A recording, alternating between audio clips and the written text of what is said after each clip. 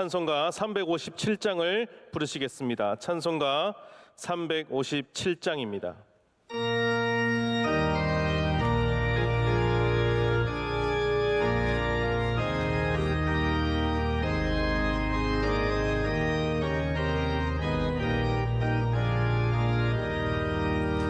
주 믿는 사람이 일어나 다 힘을 합하여 이 세상 모든 마귀를 다 쳐서 멸하세. 저 앞에 오는 적군을 다 싸워 이겨라. 주 예수 믿는 힘으로 온 세상 이기네. 믿음이 이기네. 믿음이 이기네. 주 예수를 믿음이 온 세상 이기네. 오늘 우리에게 주시는 하나님의 말씀은 신약성경 고린도후서 4장 16절로 18절의 말씀입니다. 신약성경 290면에 있는 고린도후서 4장 16절로 18절 말씀을 저와 여러분이 한 절씩 교독하고 마지막 절은 함께 읽겠습니다. 그러므로 우리가 낙심하지 아니하노니 우리의 겉사람은 낡아지나 우리의 속사람은 날로 새로워지도다.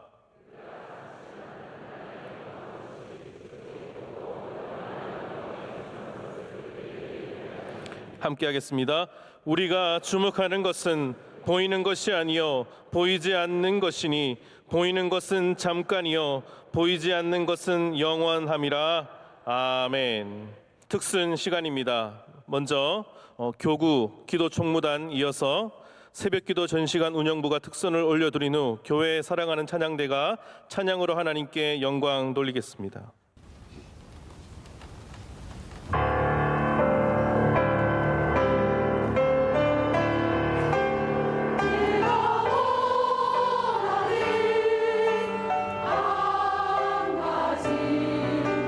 주님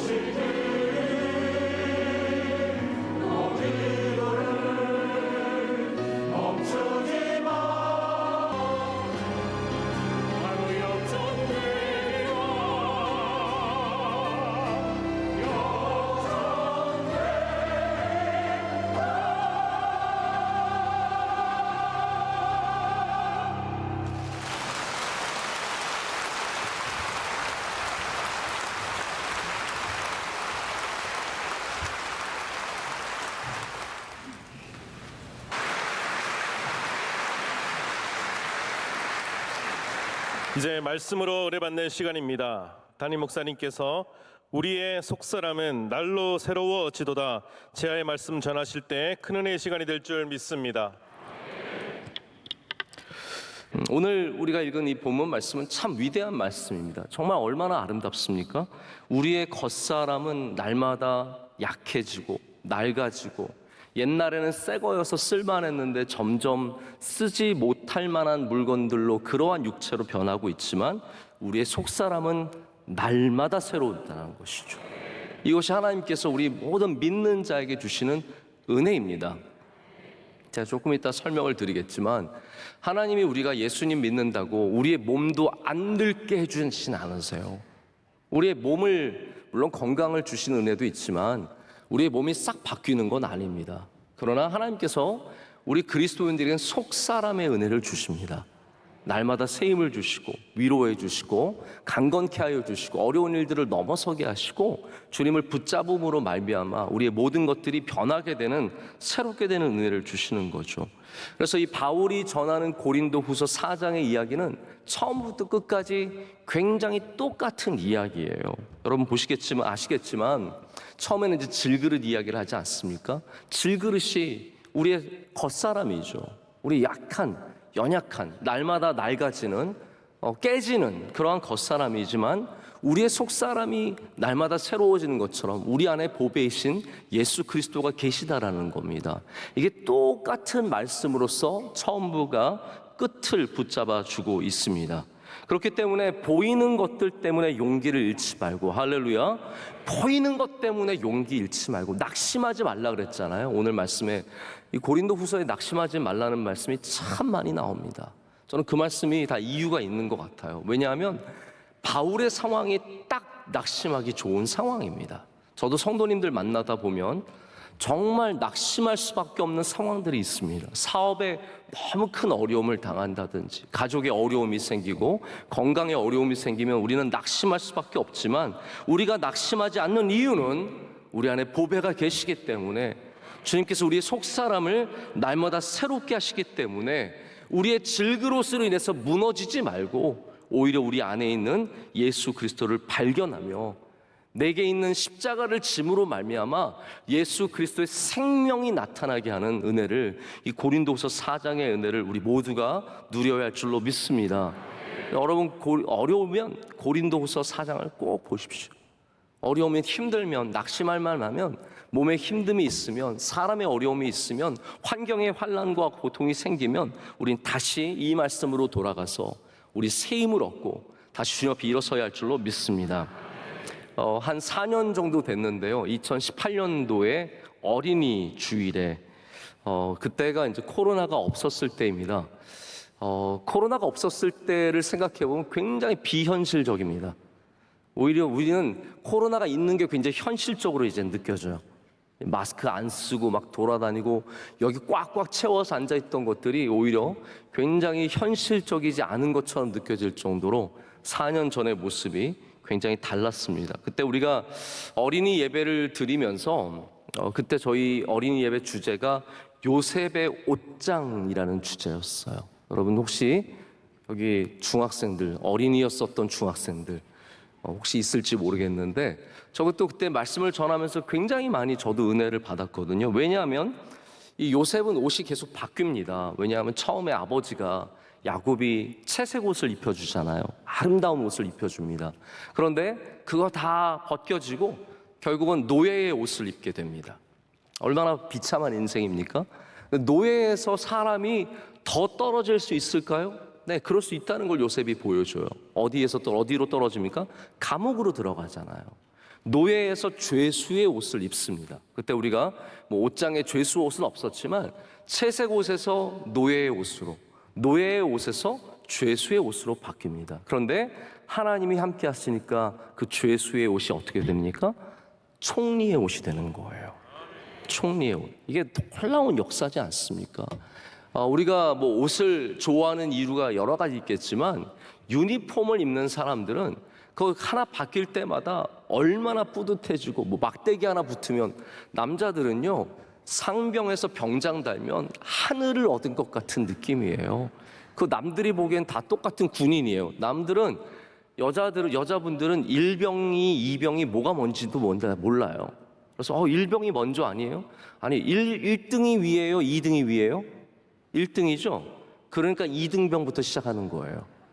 이래도 가르쳐드려도 몰라요. 알고 싶지 않아요. 별로. 아들이 군대 가야 그때서야 비로소 회개하고 그때부터 다시 공부해서 2등병, 1병, 상병, 사병장 이렇게 외우고. 보셨습니까 여러분? 내년도부터인가 병장은 월급이 130만 원이래요.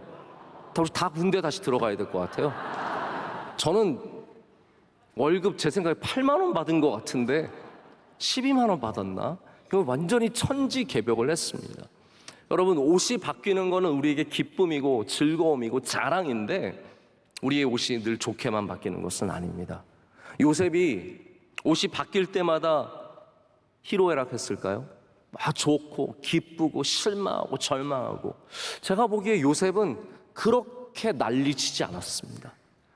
노예로 팔려갈 때도 난리치지 않았고요, 감옥에 들어갈 때도 난리치지 않았고, 총리 될 때도 난리치지 않았습니다. 왜 그렇습니까? 그가 겉으로 살아가는 사람이 아니라 속에 하나님을 믿는 믿음으로 살아가는 사람이기 때문입니다. 우리의 겉옷은 늘 바뀝니다. 오늘 이렇게 아름다운 흰옷을 입고 찬양하셨지만 집에 가시면 바로 고무줄 옷으로 싹 갈아입고 편하게, 지금 양복 입고 이렇게 멋지게 앉아 계시겠지만 집에 들어가면 반바지 입고 다리털 내보이면서 편하게.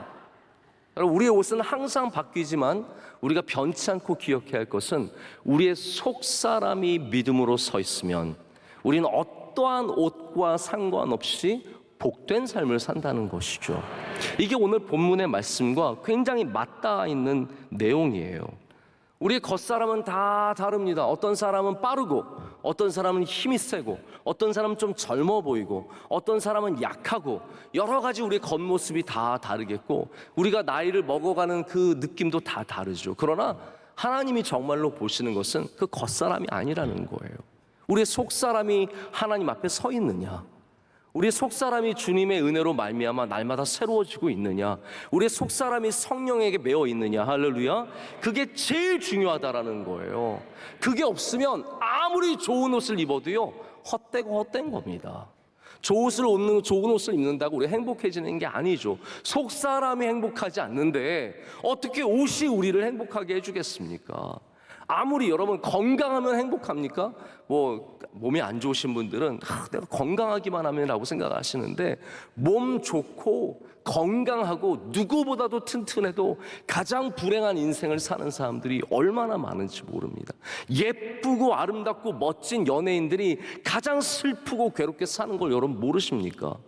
우리 수많은 연예인들 얼마나 유명하고 우리나라에서 돈 제일 많고 그러던 연예인들이 확확 쓰러지는 걸 보십시오. 여러분, 그 정도 예쁘면 행복하게 살아야 되는 거 아니겠습니까? 그 정도로 멋진 사람이랑 결혼해서 재벌가에 시집가고 재벌이랑 결혼해서 거기에서 살아가고 유명한 사람 만나서 결혼한 남자들도 있고 별의별 사람들 다 있는데, 여러분 절대로 우리의 겉이 우리를 행복하게 해주는 것이 아닙니다. 우리 성도들은 오늘도 예수 그리스도 안에 서 있어야 할 줄로 믿습니다. 여러분의 속마음이 어떠냐라는 거예요. 예수님은 지금 그걸 말씀하시는 거예요. 우리가 겉으로만 살아가면 그거는 겉의 인생이 되는 것이죠. 그러나 속을 중요하게 여기면 속사람이 중요한 것을 깨닫게 되는 거예요. 예수님은 그거를 우리가 알기를 원하신다라는 겁니다. 여러분, 우리 속사람은 어떻게 이루어집니까? 믿음으로 이루어지는 거예요. 제가 제일 사실 힘들어하고 실망하는 사람들이 겉과 속이 다른 사람들이에요. 겉으로는 앞에서는 막 이러고 뒤에서는 전혀 딴소리 하는 분들 참 마음 아프죠. 그게 하나님에게도 아픔입니다. 우리가 겉으로는 이렇게 아름답게 예배드리고 있어도 속으로는 그 마음에 전혀 다른 것이 있으면 은혜가 없어요. 그리고 은혜가 없으면 속으로 새로워지는 것도 없어요. 자, 우리 어떻게 보면 지난주 주일 말씀과 굉장히 이어지죠. 경건이라는 것이 사람들 앞에 보여지는 것이 아니라 누구에게 보여지는 것이라고요? 하나님에게 보여지는 것이라고요.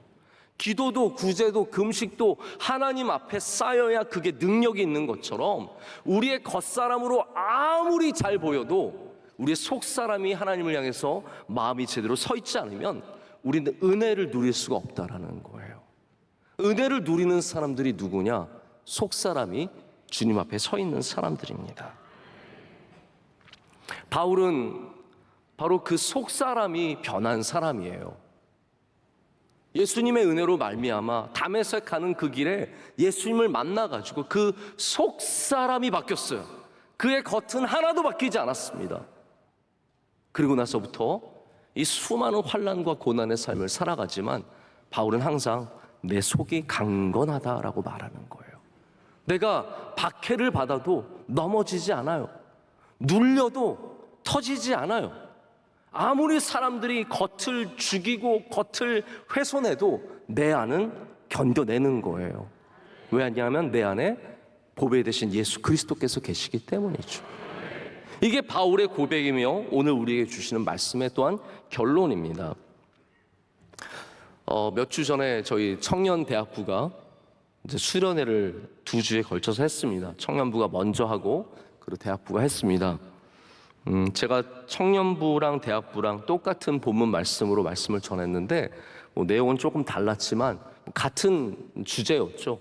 제가 그때 우리 청년들과 나눴던 제목이 repurpose예요. repurpose는 뭐냐면 우리의 목적을 새롭게 하신다는 거예요. 그때 본문이 뭐였냐면요, 빌레몬서였습니다. 여러분 빌레몬서 아시죠? 네, 순식간에 지나가는 그 성경 있잖아요. 한 장짜리 쑥 지나가서 오늘 한 권 읽었네? 기분 좋아지는 성경 빌레몬서입니다. 빌레몬서에는 중요한 인물들 몇 명이 나오는데 그 중에 바로 바울과 편지를 받는 빌레몬이 있는가 하면 그 편지의 주된 내용은 누구를 위한 편지입니까? 오네시모라고 하는 이 노예, 도망친 노예를 위한 편지예요. 근데 왜 바울이 이 편지를 썼냐 하면요, 오네시모가 주인인 빌레몬의 집에서 일하다가 아마 여기 에베소였던 것 같아요. 그래서 이 주인의 돈을 갖고 훔쳐서 로마로 튀었어요. 그러면 꽤 멀리 튄 거거든요. 근데 하나님은 진짜 신비하십니다. 오네시모가 이렇게 도망쳐서 아무도 날 모르겠지 그렇게 살아가다가 바울을 만난 거예요. 바울을 만나서 예수님을 만나게 되고 복음을 듣게 되고, 아니 어쩌면 빌레몬도 믿는 사람이었으니까 빌레몬의 집에서부터 알고는 있었겠죠. 그래서 예수님을 영접한 다음에 바울이 말하기를 유익한 사람이 되었대요. 이게 repurpose거든요. 완전히 무익한 사람이 유익한 사람이 되었다고 빌레몬에게 편지를 쓰는데, 놀라운 것은 이 도망친 오네시모는 빌레몬에서 도망쳐서 여기 로마로 왔는데 자기 주인을 아는 바울을 만난 거예요. 이게 여러분, 사람은요 진짜 하나님의 손안에 있습니다. 우리는 멀리 도망쳐 갔는데 하나님은 바다 끝까지 쫓아오셔서 우리를 붙잡아 주시고 우리를 새롭게 하시고 우리에게 은혜를 베풀어 주시는 거죠. 그래서 이 오네시모가 기가 막히게 자기 주인을 아는 바울을 만난 다음에 바울이 그래서 빌레몬에게 편지를 써서 이 오네시모가 도망을 왔는데 너에게는 무익한 사람이지만 지금 나에게 유익한 사람이 되었다. 그러니까 다시 돌려보낸대요. 오네시모를 다시 돌려보내니까 용서하고 그를 다시 용서해주고 나에게 다시 돌려보내줘서 내게 도움이 되게 해달라고 쓴 편지가 빌레몬서예요. 저는 그 말씀 보면서 정말 하나님의 역사, 하나님의 일하심에 대해서 너무 많은 걸 새롭게 생각해 보게 되었습니다. 하나님은 오네시모의 직업이나 오네시모의 모습이나 다른 걸 바꿔주시는 게 아닙니다. 오네시모 안에 있는 그의 영혼을 바꿔주세요. 그로 말미암아 그가 완전히 새로운 사람이 되게 하시는 거예요. 여러분, 그리스도인들은 분명히 알아야 되는 것이 있습니다. 하나님은 우리를 새롭게 하시는 분이세요. 오직 하나님만이 우리를 새롭게 하실 수 있습니다. 바울은 자신이 절대로 예수님 믿는 사람이 될 거라고 단 한 번도 생각한 적이 없습니다. 오히려 예수님 믿는 사람들 죽이려고 쫓아다니던 사람입니다. 그런데 하나님께서 그를 잡아 끄셔서 이 멧돼지의 뒷발로 발차기 하는 것 같은 이 바울을 잡아 끄셔서 예수님 믿게 하시고 예수님 만나게 하시고 그 다음에 이 사람을 완전히 변화시키십니다. 근데 그 변화의 내용을 보면 어떤 변화입니까? 바울이 몸이 변화했습니까? 키가 커졌습니까? 몸무게가 늘어났습니까? 유대인에서 이방인이 되었습니까? 아닙니다. 그의 겉모습은 계속 늙어가고 약해질 뿐이지만 하나님께서 그의 영혼을 변화시켜 주시는 거예요. 그러니까 하나님께서 완전히 리퍼포스해서 새롭게 쓰시는 주님의 도구가 되었다라는 거죠. 여러분, 바울은 심지어 하나님께 그토록 구했던 육체의 가시도 하나님께서 제거해 주지 않으셨습니다. 여러분, 하나님께서 사랑하시는 종이라면 육신을 새롭게 해주시면 얼마나 좋겠어요? 우리 원로 목사님 육신 지금도 강건하신데 더 새로워지셔서 날마다 새로워지셔서 지금으로부터 100년 후에도 특별 새벽 집회를 하시면 우린 다 죽고 원로 목사님만 늘 새롭게 되셔서 하시면 얼마나 좋겠어요? 근데 하나님은 그렇게 역사하시지 않으신다는 거예요. 우리 다 나이를 먹어가고 약해지고, 여러분 좀 약해지셨죠? 옛날보다. 그럴 수밖에 없잖아요. 저도 오늘 농구하고 제가 쩔뚝거리면서 다니고 있어요. 아, 이놈의 농구를 언제 그만둬야 되나 제가 지금 생각을 하면서, 예전에는 저 20대 때는 농구를 5시간 하고도 쩔뚝거리지 않았거든요. 지금 1시간만 하면 2시간만 하면은 그 다음 날까지 쩔뚝거리면서 다녀야 되는데 우리 약해지죠. 근데 우리의 기도와 다르게 저는 하나님, 전 좋은 축구 선수 되고 싶으니까 좋은 몸을 주세요. 그래도 하나님은 그 사람에게만 좋은 몸을 주시는 일은 별로 없더라고요. 난 노래하니까 하나님 노래 진짜 잘하게 해주세요. 하나님, 우리가 기도할 때마다 우리 마음을 새롭게 해주십니다. 그래서 우리의 몸이 안 바뀐다고 우리가 못하는 것도 아니에요. 제가 지난주에 결혼을 하러 인사 온 청년을 만나게 됐어요. 오래전부터 우리 교회 나오면서 신앙생활 했는데 제가 몇 년을 못 봤거든요. 근데 이제 코로나 기간 동안에 자기가 인터넷으로밖에 예배를 못 드려서 죄송하다고 하면서 신랑 될 사람이 있다고 해서 이제 결혼을 앞둔 전날 강릉에서 결혼식 하는데 금요일 날 이제 둘이 인사를 온 거예요.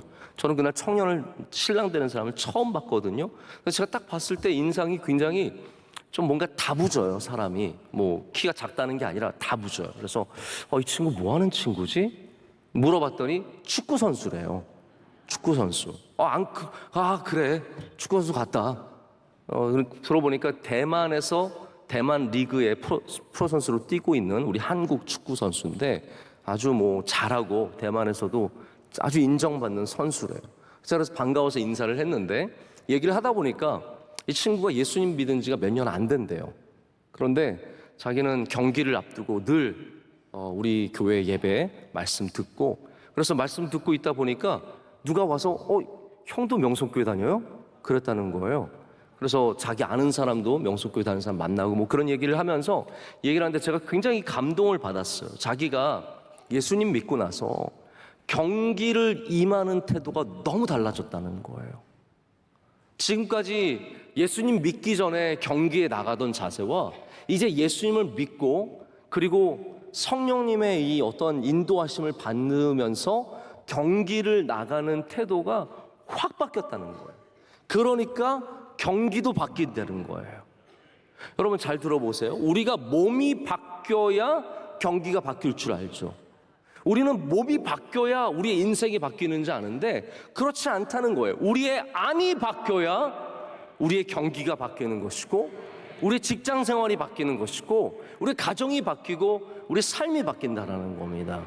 그래서 하나님께서 우리에게 주시는 은혜는 육신을 날마다 새롭게 해서 더 젊어지게 해서 더 힘줘서가 아니라, 물론 그런 은혜도 주시지만 더 큰 은혜는 바로 우리 안을 날마다 새롭게 해주시는 은혜인 줄로 믿습니다. 그럼 바울을 다시 한번 생각해 보십시오. 바울의 몸은 점점 낡아져 갔습니다. 파선당했죠. 강도를 당했죠. 50에 하나 감한매를 여러 번 맞았죠. 돌에 맞아서 죽을 뻔했죠. 그의 몸이 얼마나 만신창이가 됐겠습니까? 매일 얼마나 피곤했겠으며 에베소에서 말씀을 가르칠 때 그가 장막 빚는 일을 하면서 텐트 메이커로서 직장 생활하면서 복음을 전하는 일이 얼마나 이 사람에게 고달프고 힘든 일이었겠습니까? 그의 몸이 약해졌겠죠. 힘들었겠죠. 그런데 그 낡아짐 속에서도 수많은 사람들의 비난 속에서도 그가 오늘 고백하는 것은 하나님의 은혜로 말미암아 내 속사람은 날마다 새로워졌다는 거예요. 여러분, 이것이 여러분의 고백이 되시기를 축복합니다. 직장에서 힘들죠. 일 나가면 어렵죠. 가정에서 힘들죠. 아이 하나 둘 키우는 거 기가 막힌 일이죠. 3명 키워보셨습니까? 기가 막힌 일이에요. 4명 키우는 분 어떻게 키우는지 모르겠어요. 제가 듣다 보니까 우리 교회 출신 어느 목사님이 5째를 임신했대요. 그래서 제가 미쳤어 그랬어요. 제가 5을 어떻게 키워요? 공부 많이 하고 해야 할 일들이 많고 우리 몸은 힘들지만 우리 하나님 안에 있으면 우리를 날마다 새롭게 하십니다. 우리 속이 새로워지면 그것이 바로 우리 힘이 되며 우리 원동력이 되며 무슨 일이든 감당할 수 있는 능력이 될 줄로 믿습니다. 여러분에게 그런 은혜가 풍성하시길 축복합니다. 여러분, 그러면 무엇이 우리를 새롭게 하겠습니까? 오늘 말씀의 17절을 한번 읽어볼까요? 17절 말씀을 보면 이렇게 되어서 다 함께 읽겠습니다. 우리가 잠시 받는 환난에 경한 것이 지극히 크고 영원한 영원강에 중한 것을 우리에게 이루게 함이니. 아멘. 자, 이 말씀이 우리에게 가르쳐 주는 건 이겁니다. 우리가 받는 환난을 뭐라고 얘기하고 있습니까?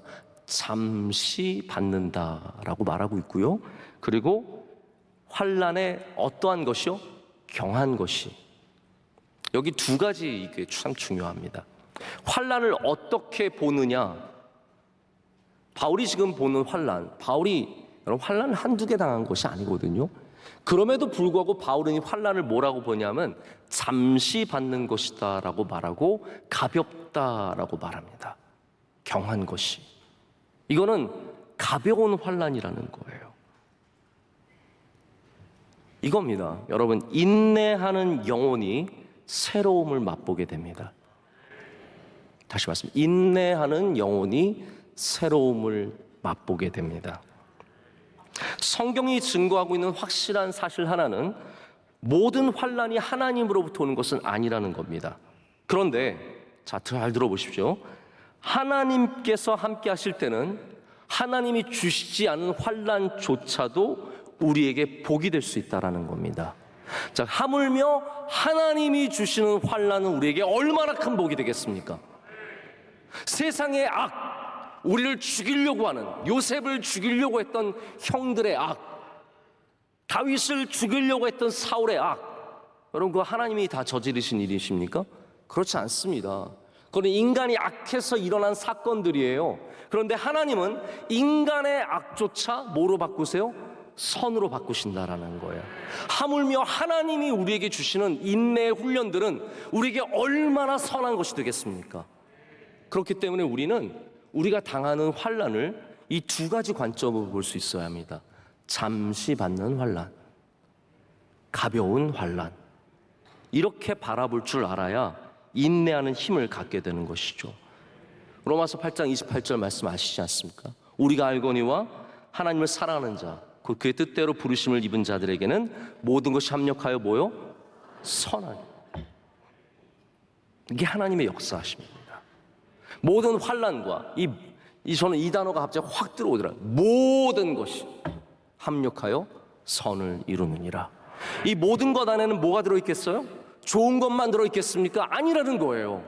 이 모든 것 안에는 우리가 원치 않는 악함, 우리가 미워하는 저 나쁜 사람들의 괴략, 이 수많은 악한 것들조차도 하나님 안에서는, 부르심을 입은 자 안에서는, 하나님을 사랑하는 자들은 반드시 합력하여 선을 이루신다라는 거예요. 여러분, 바울이 당한 수많은 환난과 어려움이 다 하나님이 주신 거겠습니까? 아니라는 거예요. 그 환난과 어려움 속에는 인간들의 악함과 사탄의 계략들이 많이 있겠죠. 그런데 그 환난을 견디고 인내하면서 하나님이 나와 함께 하시는구나, 이걸 깨닫게 되는 거예요. 그 인내를 통해서 만난 사람들이 바로 고린도 교회 교인들인 겁니다. 고린도 교회 교인들이 자기를 그렇게 힘들게 하고 어렵게 하고 수많은 욕하고 그거 다 해도 바울은 그것을 잠깐의 경한 것으로 여겼기 때문에 그걸 감당할 수 있게 되는 겁니다. 여러분, 여러분을 오해하고 여러분을 욕하고 여러분을 어렵게 하고 수많은 몸의 환난, 가정의 환난, 기업의 환난, 이것을 우리가 신앙의 눈으로 어떻게 봐야 된다고요? 잠시와 가벼운 것으로 봐야 된다고요. 절대로 잠시라고 안 느껴집니다. 여러분, 지금 아멘을 입못하신 이유가 있어요. 목사님 무슨 소리, 3년째인데 잠시예요? 저도 말씀 준비하면서 당연히 그런 말씀들 여러분들이 생각하시고 고민하실 거란 생각을 가졌습니다. 왜 그게 어떻게 잠시겠습니까?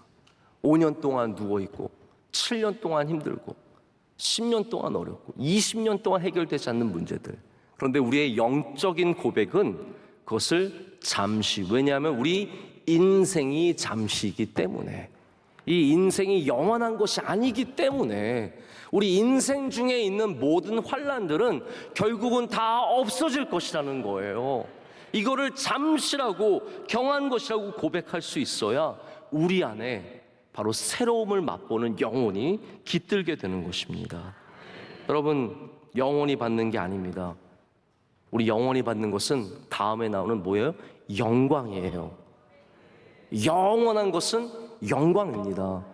우리가 영원히 받게 될 것은 영광인 줄로 믿습니다. 그렇기 때문에 다 잠시 받는 것, 이 땅의 모든 것은 잠시입니다.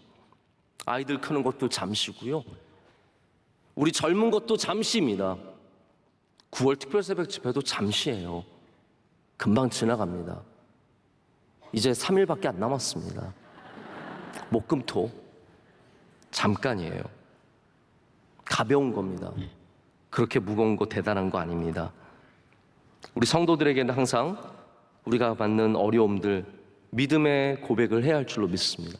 하나님, 잠시이며 가벼운 것을 믿습니다. 내 영혼을 새롭게 하여 주시고 나의 속사람으로 감당하도록 은혜 주시옵소서. 이런 기도하는 사람들이 인내를 통해서 새롭게 하시는 은혜를 만나게 된다는 말입니다. 그래서 바울이 보이는 것은 잠깐이라 그러잖아요. 오늘 말씀에도 보이는 것은 잠깐이라는 거예요. 그런데 그 잠깐이 영원한 영광을 누리는 바탕이 된다라고 말합니다. 우리가 그 잠깐의 환난을 어떻게 받아들이냐가 영원한 영광을 누리는 바탕이 된다라는 거예요. 환난을 잘 감당하시길 축복합니다. 두 번째, 우리를 새롭게 하는 것은 성령입니다. 유대교는 씻는 종교예요. 유대인들은 씻는 걸 굉장히 중요하게 여깁니다. 그래서 성전에는 씻는 걸로 가득했어요. 다 씻는 이 시스톤이라고 하죠. 그런 물 구덩이들, 웅덩이들, 목욕탕, 풀, 이런 게 이스라엘의 곳곳에 가득한 이유는 유대인들이 정결의식을 정말로 중요하게 여겼기 때문입니다. 제가 지난번 이스라엘에 갔을 때 실로암을 보면서 굉장히 많은 거를 예루살렘에 대해서 이해가 생겼어요. 저는 예루살렘을 많이 보지도 못했고 몇 번 가보지도 못했지만 예루살렘 전체가 머리에 안 들어서 굉장히 머리가 복잡했어요. 왜냐하면 이게 고대 도시잖아요. 가보면은 어디가 어딘지 잘 감이 절대로 안 와요. 그런데 제가 실로암을 보면서 모든 것들이 정리가 됐어요. 이거 어떻게 좀 나눠드릴까요, 얘기를요? 실로암은 제가 그림을 하나 보여드릴게요. 이 실로암은 좀 확대해도 되나요? 저쪽 풀 쪽으로. 저 밑에 파란색 조그만 빨간 원 안에 있는 파란색이 보이세요? 네, 그게 실로암입니다. 실로암. 실로암은 여러분 무슨 지방에 있는 절 이름이 아니에요. 네. 무슨 맨날 이거를 절로 하시는 분들도 계세요. 왜 예수님께서 절로 보내셨을까? 저게 성 밖에 있어요. 저렇게 성 밖에 있는 겁니다. 저기가 예루살렘 밑에 옆이 기드론 골짜기예요. 저 오른쪽에 보이는 푸른 골짜기가 기드론 골짜기입니다. 그리고 저 반대편 우리 쪽으로 있는 게 흰놈의 골짜기가 돼요. 그래서 저희가 예루살렘 최남단입니다. 포인트예요. 가장 저 아래쪽인데 지점도 제일 아래쪽이에요. 실로암이 예루살렘이 높은 산이잖아요.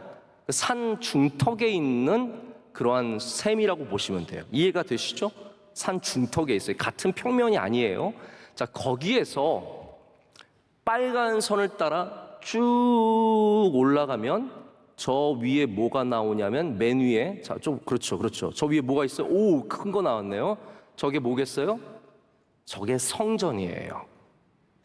그래서 실로암은 성전에 올라가기 위해서 다시 한번 실로암 보여주시고 실로암을 보시면 저 실로암에서 올라가는 길이 계단으로 형식으로 되어 있어서 이게 다 성전으로 올라가는 길입니다. 자, 이제 저를 보시죠. 이게 굉장히 중요한 지도고 사진이에요. 그림인데 왜 중요하냐면 이스라엘의 모든 정결의식은 성전에 가기 위해 정결의식은 이 실로암에서 행해졌습니다. 그래서 사람들이 성전에 가기 전에 손과 발을 씻고 정결케 하고 그리고 올라가요. 올라가는 중에 사람을 만나겠죠. 내려오는 사람도 있을 거 아니에요. 그래서 이스라엘은 그게 철저합니다. 이스라엘은 정결의식을 끝나고 올라갈 때 이렇게 더러운 사람과 마주치지 않도록 굉장히 조심합니다. 왜냐하면 그럼 다시 씻어야 돼요. 그렇기 때문에 성전에 올라가는 사람들이 다 힘들게 올라갑니다. 그러면 성전에 올라가면 요즘에 새롭게 발굴된 많은 사이트들이 뭐냐 하면 성전 근처에도 이런 물구덩이들이 많이 있었어요. 거기서도 씻고 다시 성전으로 올라가요. 이게 이스라엘의 성전의 중요한 문화입니다. 예수님 시대에 그래서 에센파가 정결의식이 강한 거예요. 세례 요한이 왜 세례를 주냐면 세례 요한은 에센파잖아요. 에센파는 무조건 깨끗하는 게 최고예요. 그래서 에센파 그 지역 살았던 사람들 지역 가면은 큰 풀장들이 있습니다. 거기에 사람들이 다 씻으러 들어가서 계단 내려가는 계단과 올라가는 계단이 전혀 반대 방향에 있어요. 서로 마주치면 안 돼요. 올라가던 사람이 내려오는 사람 만나면 다시 내려가야 되기 때문에 완전 방향을 둬서 모든 것을 씻어줘요. 제가 이런 얘기까지 나눌 기회는 없지만 많은 신약학자들이 요한복음을 연구하면서 예수님과 에센파의 관계에 대해서 아주 집요하게 들어가면서 제가 볼 땐 좀 지나치게 예수님과 에센파를 연결시켜서 생각을 많이 했어요. 근데 저는 거기에 그렇게 꼭 동의하지 않습니다. 왜냐하면 예수님께서 세례를 받으셨지만 예수님이 우리가 받기를 원하는 진짜 정결의식은 무엇입니까? 몸의 정결이 아니에요. 실로암 가서 씻을 필요 없습니다. 우리 교회 나오기 전에 여러분 물론 깨끗하게 하고 나오는 것은 좋지만 여러분이 깨끗하게 씻고 새 옷을 입고 나와야만 정결한 게 아니에요. 진짜 우리를 깨끗하게 하는 것은 무엇입니까? 성령의 세례입니다. 할렐루야.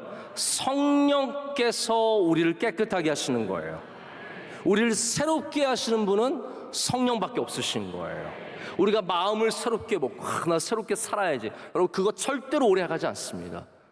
난 새로운 삶을 시작해야지. 저 절대로 안 그럴게요. 다시는 그런 죄 짓지 않겠습니다. 여러분 절대로 그런 식으로 우리가 새로운 삶으로 나갈 수 없습니다. 오직 성령이 우리 가운데 임하셔서 성령께서 우리 삶을 주장해 주셔야 우리가 날마다 새로워질 수 있죠. 그렇기 때문에 내가 나를 깨끗하게 하는 게 아닙니다. 내가 가서 씻고 내가 가서 새 옷을 입고 내가 가서 아무리 정결의식을 해도 내가 깨끗해지는 게 아니에요. 우리의 겉사람은 낡아질 뿐입니다. 아무리 좋은 거 발라도 늙어요. 엔타이 에이징 뻥입니다. 슬로우 에이징 예스입니다. 아마 그 화장품 비싼 화장품 여러분 조금 주름을 늦게 갖게 하겠죠. 피부 좀 덜 처지게 하겠죠. 그러나 그것이 우리의 낡아짐을 막아줄 수 없습니다. 여러분 우리 안에 있는 거 무엇으로도 되지 않습니다. 성령께서 우리와 함께 하실 때 우리가 새로워지고 그 새로움으로 말미암아 능력의 삶을 살게 될 줄로 믿습니다. 이 말씀만 드리고 말씀을 맺으려고 그래서 새로워지면 우리는 못 쓰던 곳에서 쓰임받는 존재가 됩니다. 우리의 속사람이 새로워지면 우린 전혀 쓸모없던 존재에서 주님께 유익한 존재가 됩니다.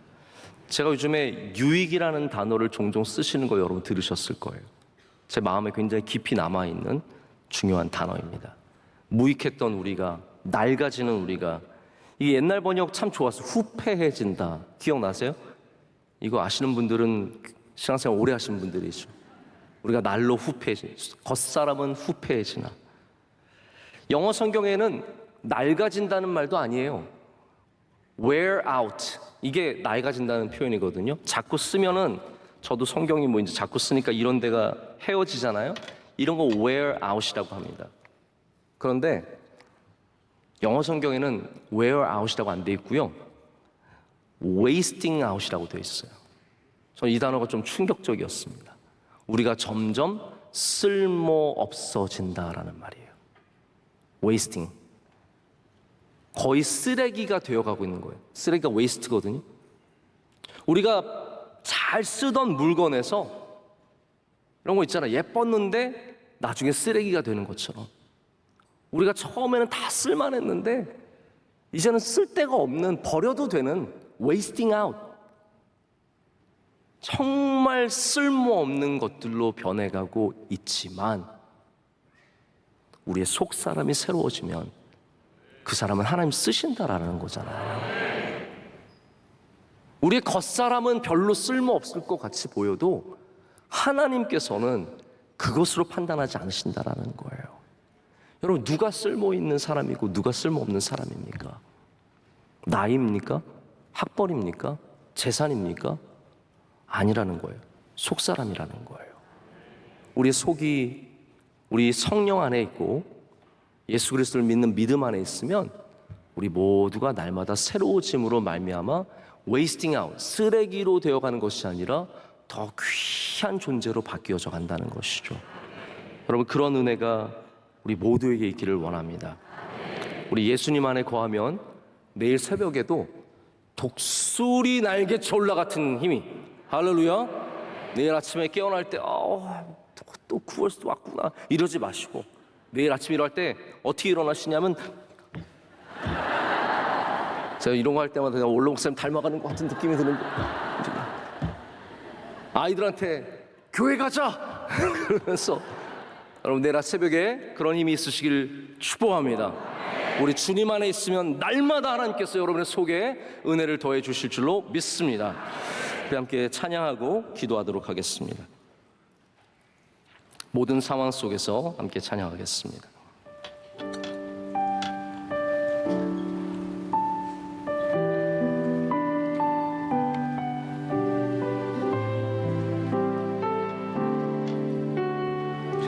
모든 상황 속에서,